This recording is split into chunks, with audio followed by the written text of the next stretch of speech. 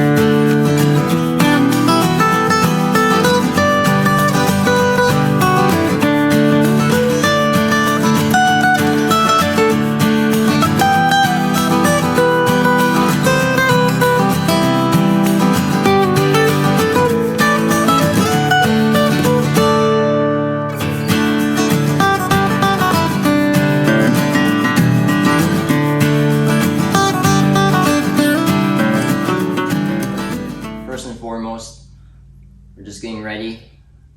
Got some parts here and some tires that we gotta pick up from the shop, as last weekend we canceled at Cedar Lake Speedway due to rain. But this weekend our plans are to race the Gonick Speedway on Friday night. Start time is, I think, 7 o'clock. If you can't make it, check it out online. Go to www.watchfye.tv. You have to buy, I think, each night is individual. And we're also going to race there on Saturday. Start time again, same time, 7 p.m. Main reason why we wanted to talk about was tires, and there's a major shortage, not just in Minnesota, but IMCA, USRA. I think everyone's feeling it. You know, kind of listen to some of the guys talk. It's, you know, East Coast, West Coast, North, South. It's being felt everywhere. You know, and the tire deal will be okay if this is just as long as it doesn't go all summer long. But you know, Cody doesn't buy new tires, 4 new tires every week. Puts on one maybe other week or something like that, or sometimes every weekend, depending on how they wear or how they get wrecked. But these guys that are putting 4 new tires or 2 new tires on every week and racing, they're gonna they set their cars up to run like that. So there's going to be some changes for those guys, and it's just difficult to get tires. It's frustrating for everybody with the parts and everything too. Obviously, you got to have tires, but like Cody said, it's not just Wissota and Hoosier. It's IMCA and USRA with the late model stuff.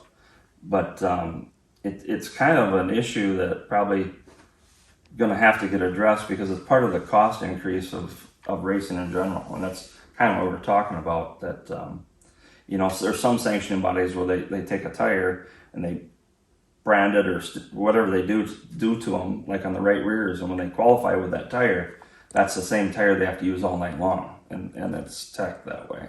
Well, whatever, it doesn't matter, but they're going to have to start doing some different stuff because these cars, it ain't just a tire problem, it's a car problem. Like when I started racing, when I raced supers, and I've raced 20 some years up here in northern Wisconsin for Wissota, and our first cars were, the super stocks were a reclipped late model frame. They just put a stock stub on the front of it, and they were all leaf spring cars. Well, they evolved, just like everything does. There's all kinds of people you can maybe blame it on. The drivers always are wanting something faster or better, stuff like that. The rules are allowed to change too, so it's hard to blame any certain person. But when I first started, my very first race car with a motor and everything in it, we paid $4,500 for it, and went racing with it. And yeah, we weren't very good.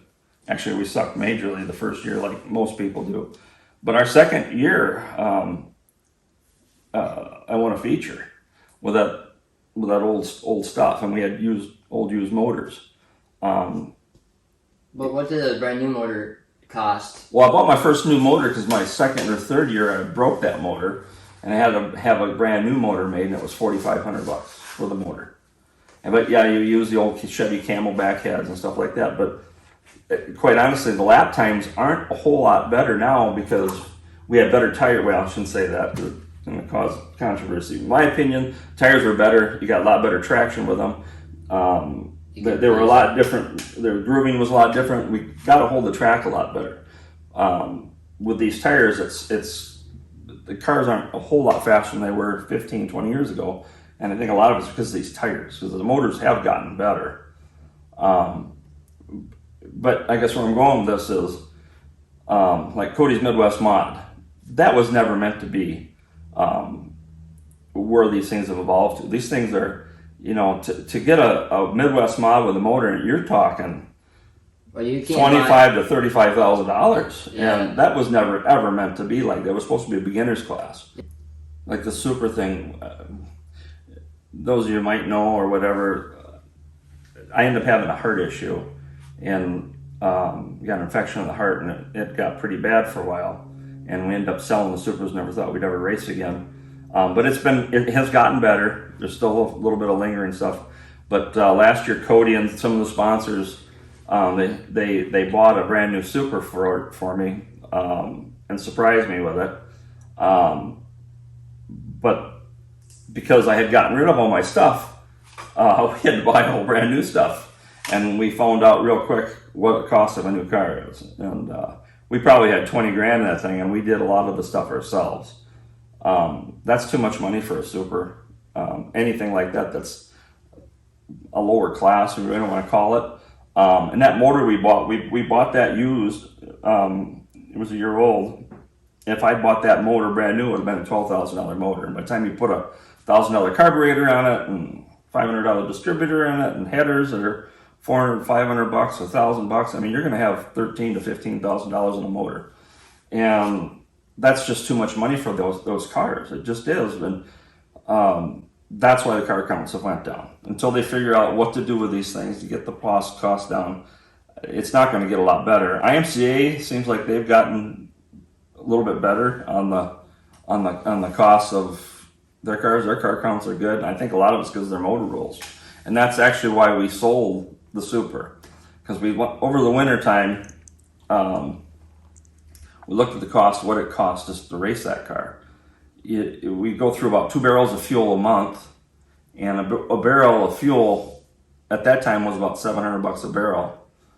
So you're talking $1,200 to $1,400 in just fuel, just to race the stupid thing.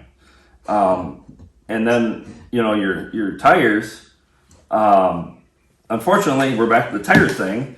If you're going to be competitive, you're going to be putting at least a new right front and a right rear on that thing almost every night if you're going to be winning. Otherwise, you better be really good at cutting them up. And in the B mod, you can do that. But either way, just to show up the track with fuel and tires, it just didn't make sense anymore. And I was totally against this crate late model stuff for years. I absolutely thought it was dumb. Who would ever want to do it? I thought it hurts the local engine builder, but I'm not sure that the local engine builder hasn't hurt themselves by building these motors and getting the prices what they get. I'm not saying they don't have that much money into them, but somebody's got to pay for them, and people can't afford those motors anymore. But over the winter, I got watching. That's how this YouTube thing started. Started watching the Hunt the Front guys down there, and they have a crate late model, and it's real popular in the South, and the late model car counts have come back down there because of it. Yes, they're not as fast as an open late model, and they're not as cool and stuff like that. But I promise you, they go fast enough to scare the shit out of you. Yeah, I can leave that in there. it's fine. It's fine. It's true. You're 100% right. It is true. And the truth of the matter is, if we keep going down, what Dad's saying is, if we keep going down the path we're going, there isn't going to be any more cars left. Or very few. There's always going to be cars because there's going to be people that have the money. But if you watch IMCA TV or you watch any of the Iowa IMCA stuff, the stands are packed every weekend, and they have oodles and oodles of cars. Yeah. And a lot of that we think has to do with motors. Well, the cost. The cost of everything. Cost Motors, of everything. tires. And, you know, I just talk about and I don't know if this is the best thing in the world or not. I don't know. We got one. We're going to try it. You got one what? Yeah, A crate late model.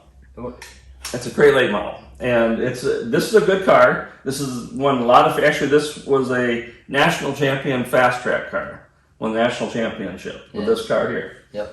A lot of feature wins on it. It's a good car. And we paid less than half of what a new super stock would cost. And quite a bit less than an A mod or a B mod. And like I said, I wasn't a fan of the crate deal. But after watching those guys and watching some of the races and stuff, I thought, you know, it's not so bad, and kind of opened my mind up to a little bit. But, you know, they have a spec tire that I don't even really know what they cost, but you can't monkey with them. I think they're probably $140 or something like that. I think they're less than that, but Well, yeah, but you can't monkey with them. The guys that are running that up here, it's a USRA late model, which is a crate late model, but they call it USRA late model. They say that the tires last most of the year. Okay, we'll see. That's good. But the shocks, they use just use the word, they're a cheap stock shock for $150 or whatever it is. That's what you run on them. But everybody has to run the same shock. There's 6 shocks.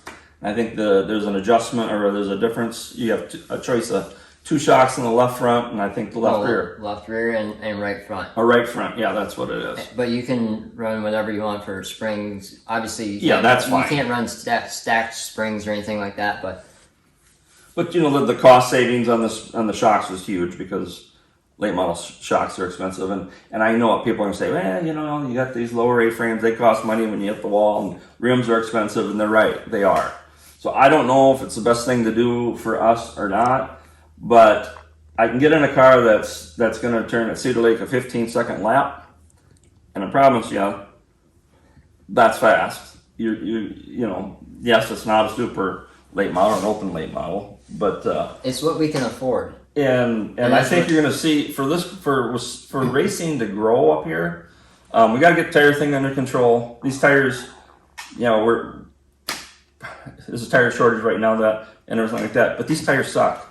They're horrible. They fire once or twice and they're junk. They might look brand new.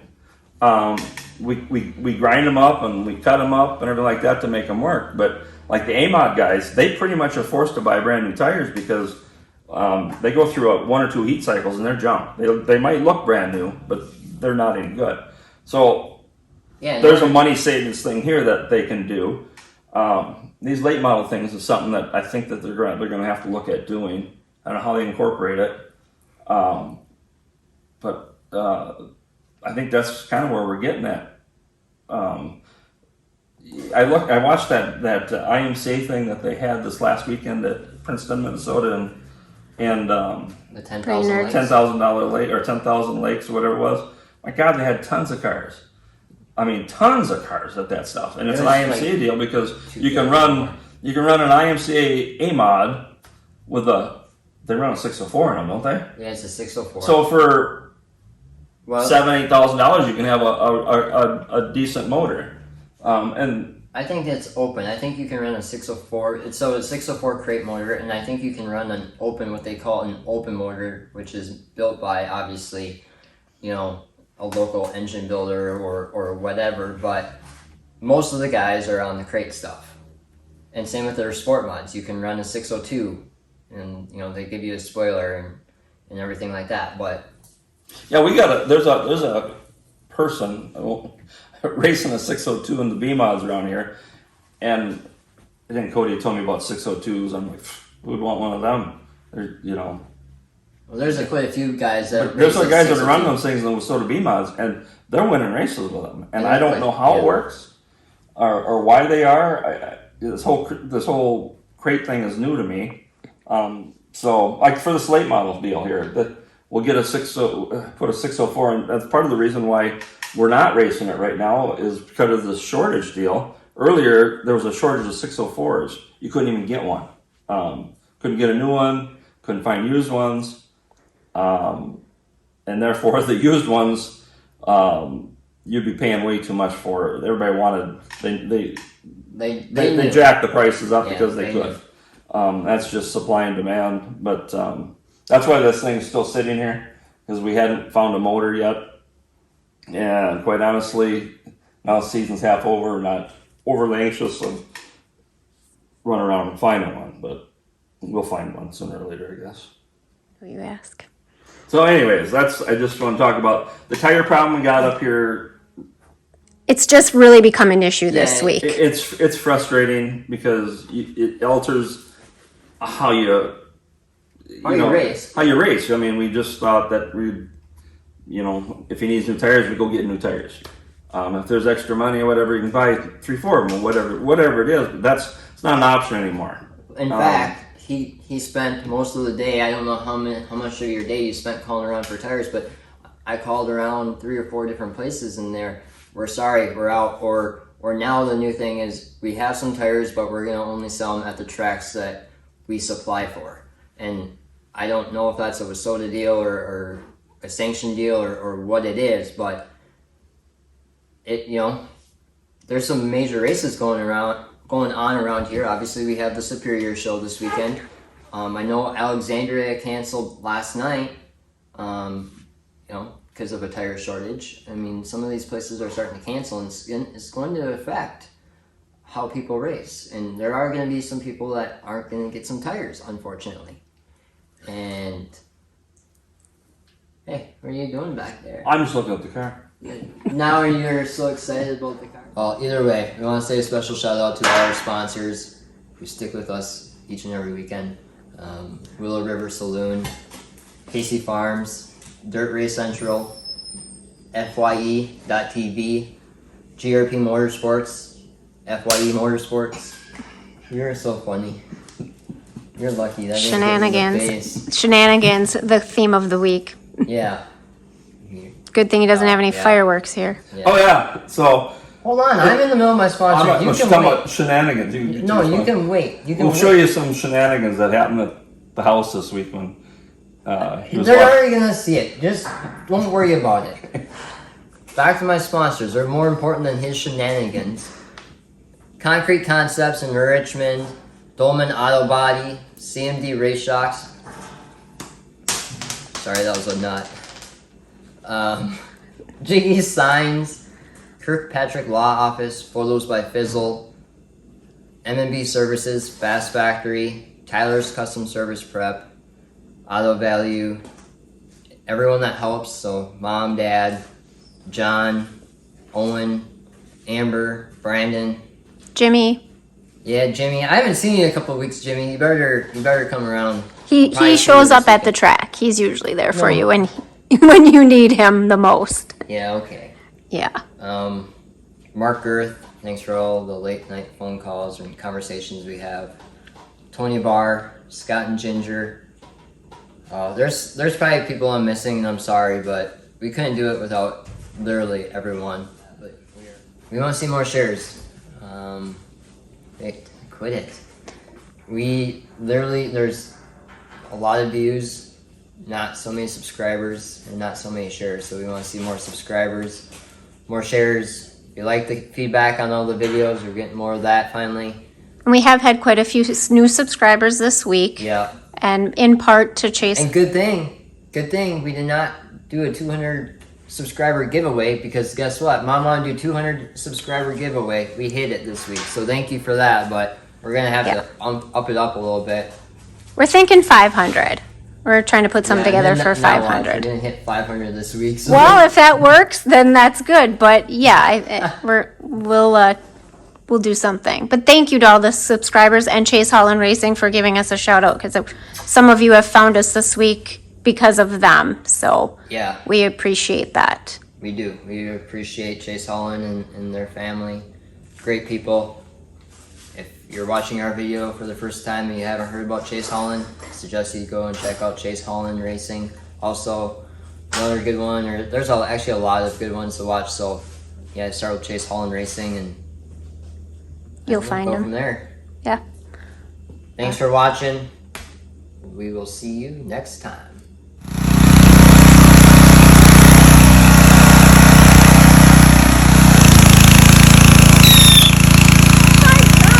Oh, here they come.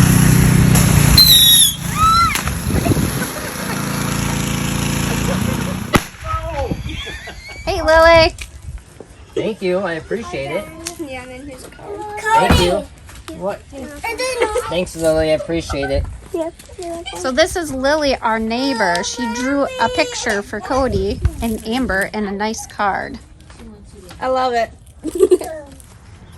I just want to take a couple minutes to go through some fan mail before I get started here. If you guys want to send us anything, reach out to Cody Borgeson's Racing's Cody Borgeson Racing. We have a Facebook page, or comment below that you want to send us something, and we'll make sure we get in touch with you and get you an address. So Grandma Karen and Grandpa Bob sent us an article from my first feature win. I don't even know if, I'm guessing it was a Race Lake paper. Barron newspaper. Those are right there. I should have looked. So thank you, Grandpa Bob. Grandpa Bob and Grandma Karen are Amber's grandma and grandpa. Cody's So- girlfriend Amber is grandma and grandpa. Alright, so this was the very first thing I ever received, and it was from Aunt Carla and Uncle Butch. It was, I'll read you guys the letter in a second, but same thing as before. It was the article when I won my first race up in Race Lake. It was in the Spooner newspaper, I think. Yeah, Spooner, Wisconsin. Yep, so pretty cool to have that. And they wrote, Says, alright, it says, Cody, congratulations on your first win. What an exciting night for all of you. We are looking forward to seeing you race at Race Lake when it is warmer. Good luck. Love, Aunt Carla and Uncle Butch. and who is But, like I said before, if you want to send us something, reach out to us. We'll get you our address. We plan on setting up a P.O. box so everything does not come to our house. But going forward, if you want to send us something, or you want to send us shirts or whatever, feel free to reach out. We'll get you an address. Yeah. Hope you enjoyed our session of fan mail, and hope to do this again soon.